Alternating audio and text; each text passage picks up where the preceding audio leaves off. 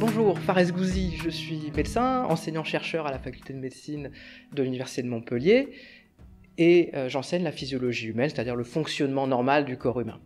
Cet enseignement est destiné aux étudiants en santé, essentiellement aux étudiants en médecine, et mon objectif c'est de transmettre des connaissances, mais aussi et surtout d'initier des étudiants en santé à la démarche expérimentale en sciences.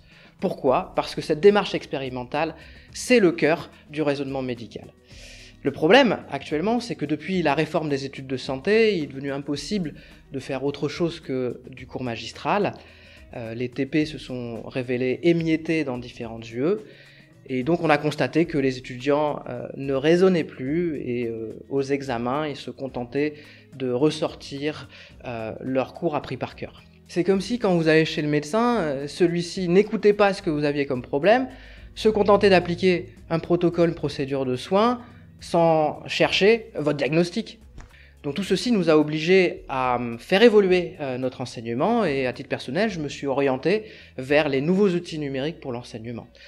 Et à partir de rien, avec les ingénieurs pédagogues de la DSIN, nous avons créé un laboratoire numérique de physiologie, ePhysiolab.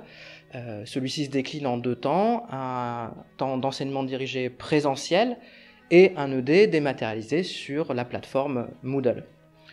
Les résultats de l'utilisation de ce laboratoire numérique de physiologie sont tout à fait enthousiasmants.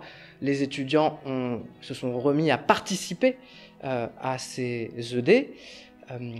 Et du côté des enseignants, on a eu l'impression de refaire de la physiologie avec les étudiants. Au final, il y a eu un effet cheval de Troie de ces outils numériques qui nous ont forcés à repenser la façon d'enseigner la physiologie.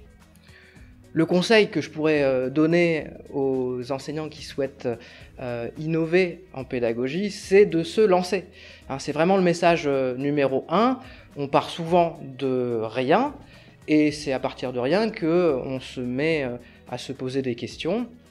Pensez bien sûr à mettre en place les évaluations qui sont nécessaires. Je vous remercie.